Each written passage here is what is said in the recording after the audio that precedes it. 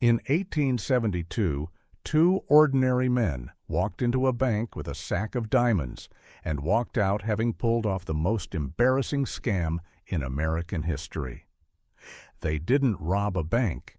They convinced the smartest, richest men in the country to buy a desert full of worthless dirt.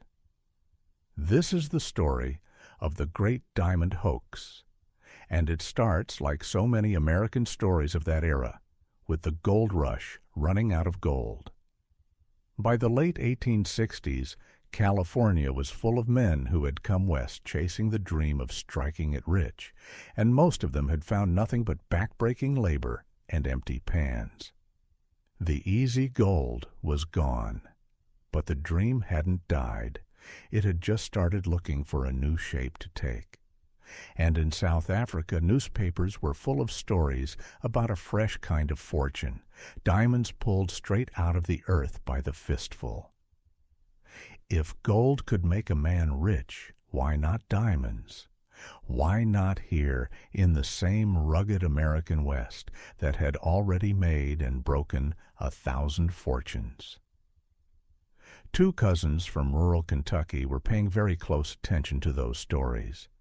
Their names were Philip Arnold and John Slack. Arnold was the younger of the two, somewhere around 40 years old, sturdy, confident, and disarmingly charming in the way that only a man who has spent his whole life being underestimated can be. He had served in the Mexican-American War, then drifted west with the tide of prospectors, working gold and silver claims across California and Nevada. He was not a wealthy man, but he was a shrewd one, and he had spent years quietly learning something most prospectors never bothered to learn.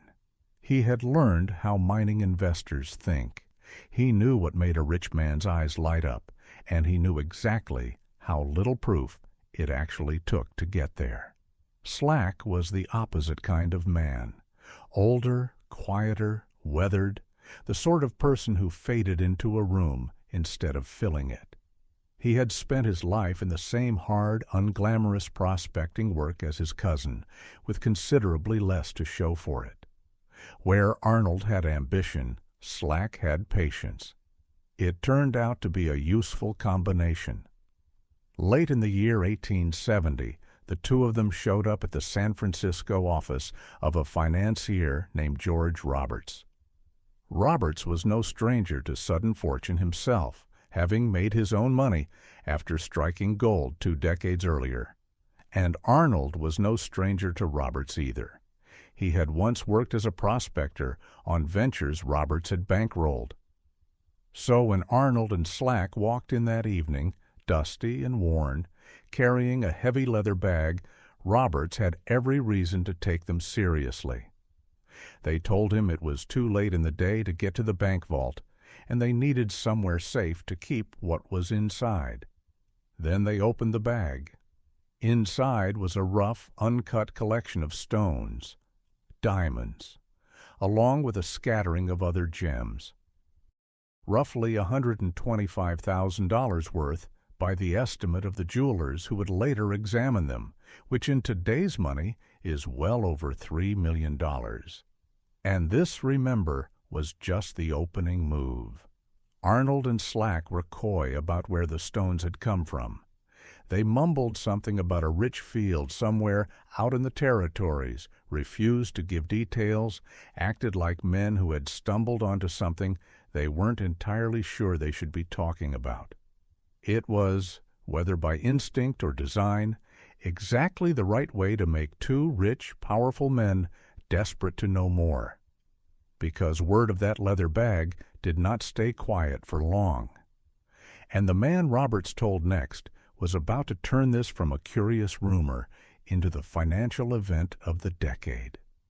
Roberts took the news straight to his friend William Ralston, a man who did not need much convincing when it came to spotting an opportunity. Ralston had built his fortune off the silver riches of Nevada's Comstock lode, and by 1870 he was the founder of the Bank of California, one of the most powerful financial men on the entire West Coast. He was ambitious, restless, and always looking for the next great venture to attach his name to. When Ralston heard about the diamonds, he did what a careful banker should do. He didn't hand over money on the spot. He pressed Arnold and Slack for more, and eventually, with the reluctance of men being talked into something against their better judgment, the two cousins admitted there was more where that came from. A whole field of it, they said. Diamonds scattered across the ground like pebbles, along with rubies, sapphires, and other precious stones, just waiting to be picked up by anyone who knew where to look. Ralston insisted on proof. So the cousins agreed to escort two of his most trusted associates out to see the site for themselves. It was an extraordinary trip, a grueling railway journey of more than a day, followed by 4 days on mule, back through rough, unmarked country, with Ralston's men blindfolded for stretches of the ride, so they could never retrace the route on their own. When they finally arrived, it took them only a single day of digging to fill a sack with rough stones. Diamonds, rubies, garnets, all of it pulled straight from the dirt in front of their own eyes. They came home to San Francisco practically glowing. The gems they carried back were appraised at another $125,000, and suddenly this wasn't a rumor anymore. This was real, tangible, sitting in your hand proof. Ralston was in. He gathered a syndicate of the wealthiest men he knew, including army generals and prominent businessmen, and together they moved to secure the rights to Arnold and Slack's claim.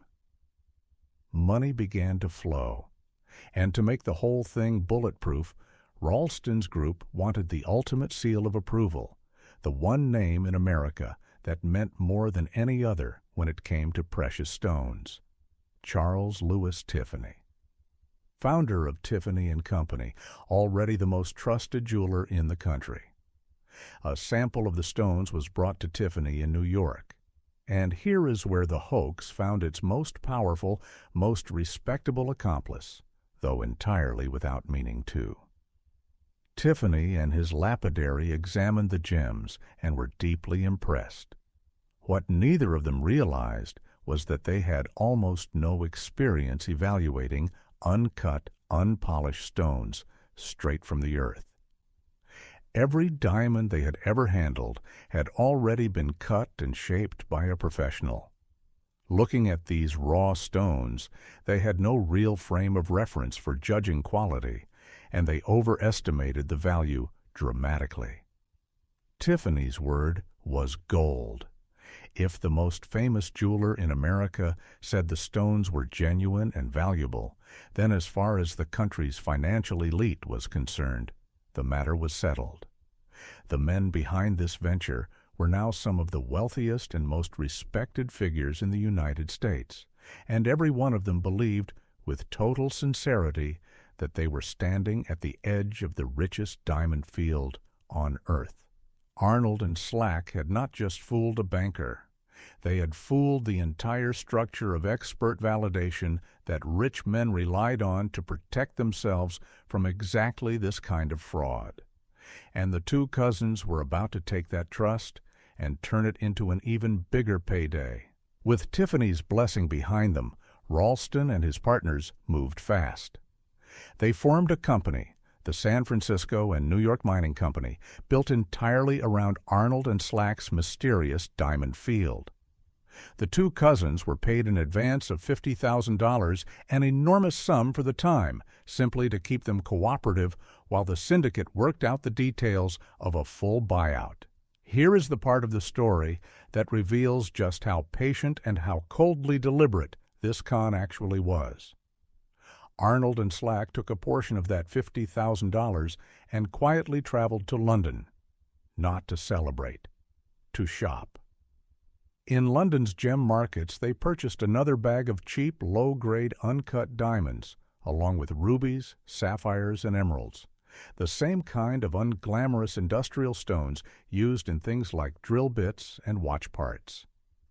Some of the stones they bought still bore the faint marks of a cutting tool, evidence that they had already passed through human hands somewhere, evidence that no natural diamond field would ever show. Then Arnold and Slack came home and went to work doing something that took real physical labor and real nerve. They traveled out to a remote, desolate stretch of land near the Colorado and Wyoming border, and by hand, stone by stone, they buried their newly purchased gems in the dirt.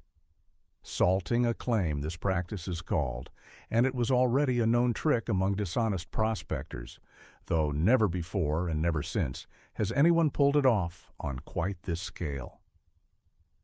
They chose their spot with real cunning. A high, remote mesa, difficult to reach, easy to get lost around, far enough from anywhere that no curious rival could stumble onto it by accident.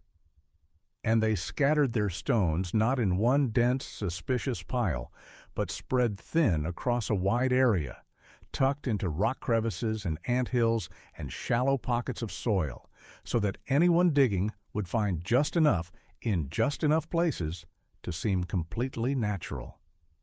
It was theater, built one buried gemstone at a time. Word came back to San Francisco. The field was even richer than anyone had realized. And now the syndicate wanted the most serious confirmation yet. They hired Henry Janin, one of the most respected and experienced mining engineers in the country, a man whose professional judgment on a mining claim was considered close to unimpeachable. If Janin examined the site and gave his approval, there would be no doubt left in anyone's mind. Janin agreed to travel out personally with several of the investors to inspect the field with his own trained eyes. Arnold and Slack agreed to guide them there. It was, in hindsight, an almost unbelievable risk for two con men to take. They were about to lead one of the country's foremost mining experts directly to a site they had salted with their own hands and stake everything on his failing to notice. In June of 1872, the inspection party gathered in St. Louis. Henry Janin, the mining engineer; Asbury Harpending, one of the investors, along with his associate Alfred Rubery; General George Dodge, another prominent backer; and, of course, Arnold and Slack themselves, playing the part of humble, slightly nervous prospectors one more time. They boarded a train bound for the small railway town of Rawlins in the rugged territory of south-central Wyoming. From there, the real test of everyone's patience began. Arnold and Slack led the group on horseback across 4 days of confusing, winding terrain, doubling back, climbing hills to check their bearings, appearing lost more than once. Harpending would later describe the group as growing cross and quarrelsome under the strain of the journey. But that confusion was not an accident. It was Arnold's design, a deliberate fog laid over the route, so that no one in that party could ever find their way back to this spot without him. Finally, in the late afternoon of June 4th, 1872, they reached the mesa. And the digging began almost immediately. What happened next must have felt like magic to the men in that party. Within the first hour, stones started turning up in the dirt. Not just diamonds, but rubies and garnets and sapphires too, scattered across the ground exactly the way Arnold and Slack had always described it. Janin, the expert, the skeptic, the man whose entire reputation rested on his ability to separate real mineral wealth from wishful thinking, was digging right alongside them, and he was finding gems with his own hands. Arnold played his part beautifully throughout, hovering nearby, pointing helpfully toward promising patches of ground, the picture of an eager, honest prospector sharing his good fortune. Nobody in that party had any reason to suspect that the ground itself had been rigged in advance, stone by stone, months earlier. By the time the inspection party turned back for civilization, Henry Janin was thoroughly convinced. His professional judgment, the very thing the investors had paid for, told him this field was genuine and potentially one of the richest deposits ever found. He said so in writing, with the full weight of his professional reputation behind it. That endorsement was the final piece Arnold and Slack needed. With Tiffany's blessing already secured, and now Janen's expert seal of approval on top of it, there was no reasonable doubt left anywhere in the investment community. The syndicate moved to buy out the two prospectors entirely, and the numbers were staggering. Arnold alone walked away with $450,000 for his remaining stake, an almost unimaginable fortune for a Kentucky farmer's son. Combined with what they had already collected, the two cousins had extracted something in the range of $8 to $10 million in today's money for a claim that had never produced a single genuine diamond. They had done it. They had taken on America's wealthiest men, its most trusted jeweler, and one of its most respected mining experts, and beaten every single one of them. Now all they had to do was disappear before anyone figured out how. The unraveling of the Great Diamond Hoax did not come from a suspicious investor or a jealous rival. It came, almost by accident, from a train. In October of 1872, a government geologist named Samuel Emmons happened to be riding a train in California when he crossed paths with Henry Janen. The two men fell into conversation, and Janen, still glowing with pride over his discovery, showed Emmons some of the stones from the diamond field. Emmons was part of a survey team led by a geologist named Clarence King, a Yale-trained scientist who had spent years meticulously mapping the geology of exactly this region of the American West, the 40th Parallel Survey. And something about what Emmons saw bothered him deeply. He knew with a certainty that came from years of careful field work that diamonds and rubies simply do not occur together in the same geological formation. Nature doesn't work that way. Wherever these stones had actually come from, it was not one single unified deposit.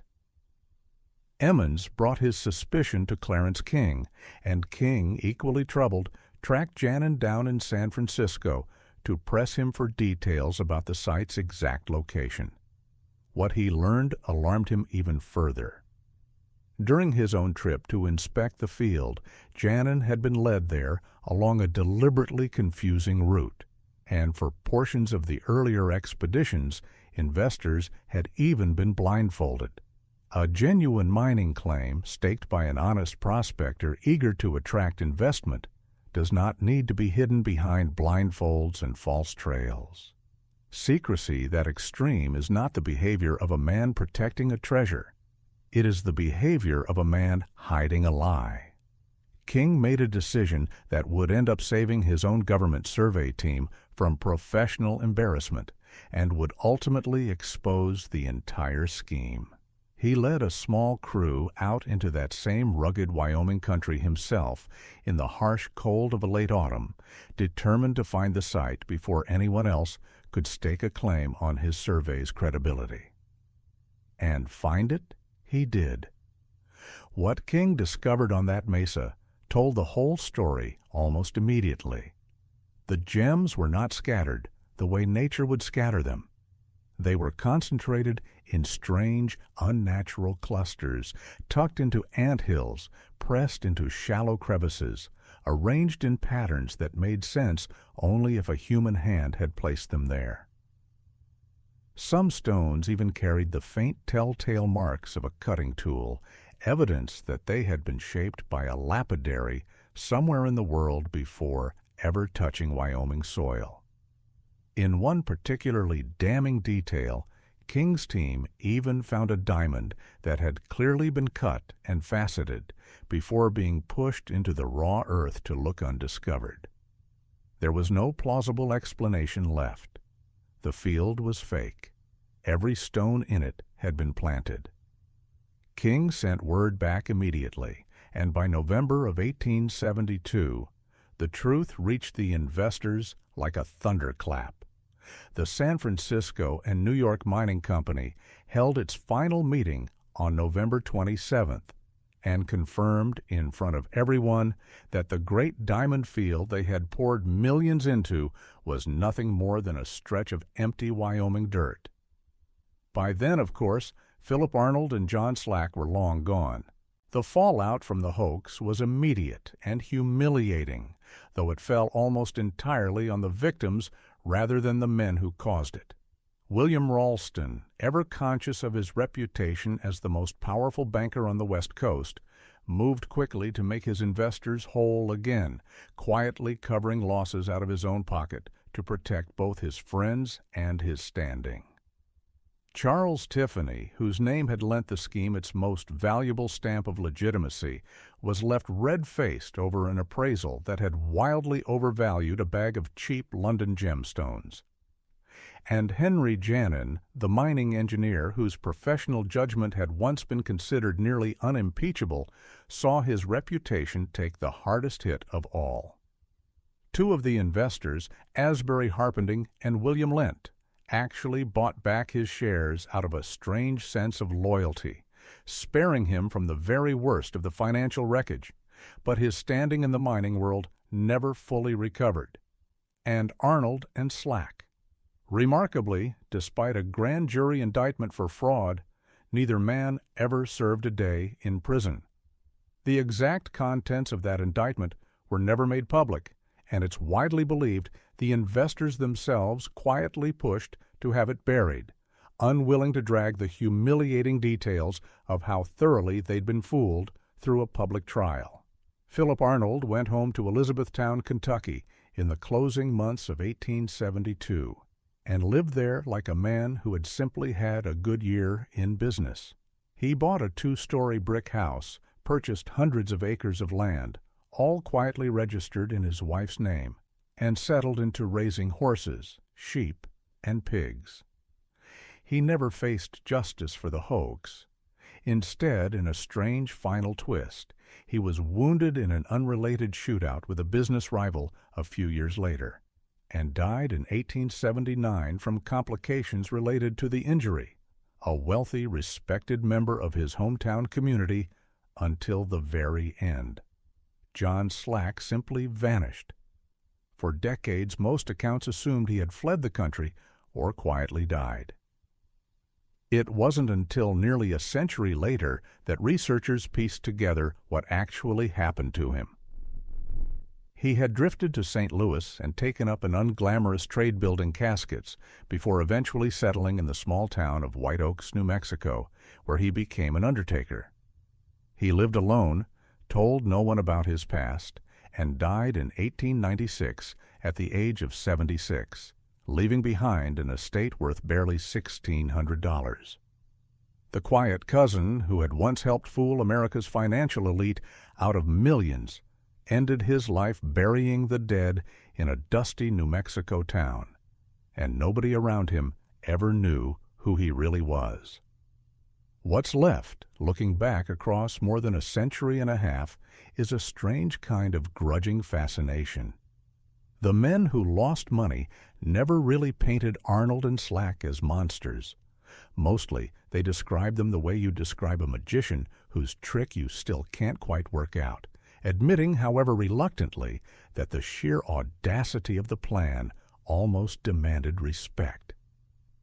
Two rough, poorly educated Kentucky prospectors had outthought bankers, outmaneuvered a mining expert, and outtalked the most trusted jeweler in America, using nothing but patience, cheap London gemstones, and an unshakable understanding of exactly how badly rich men want to believe they found something nobody else has. They didn't rob a bank. They convinced its owners to hand them a fortune and thank them for the privilege. And that is the story of the Great Diamond Hoax of 1872. A con so brilliantly executed that it fooled America's richest financiers, its most respected mining engineer, and even the nation's most famous jeweler. It wasn't built on violence or stolen vaults. It was built on confidence, patience, and one timeless truth. Sometimes the greatest treasure isn't buried in the ground. It's buried in people's desire to believe they've found the next great fortune. More than 150 years later, the Great Diamond Hoax remains one of history's greatest financial scams. Not because of the money that was lost, but because it exposed a lesson that still echoes today. No amount of wealth, reputation, or expertise can completely protect us from greed, overconfidence, or the fear of missing out. The tools may change, but human nature rarely does. Thank you so much for staying with me until the very end. I truly appreciate you spending your time exploring history with the Retro Review. If you enjoyed this journey into one of history's greatest cons, please leave a like, share this video with fellow history enthusiasts, and subscribe to the channel for more incredible true stories from the past. Your support helps keep these stories alive and allows this channel to continue growing. Until next time, keep questioning, keep exploring, and remember, history isn't just about the past. It's the greatest collection of lessons ever left behind.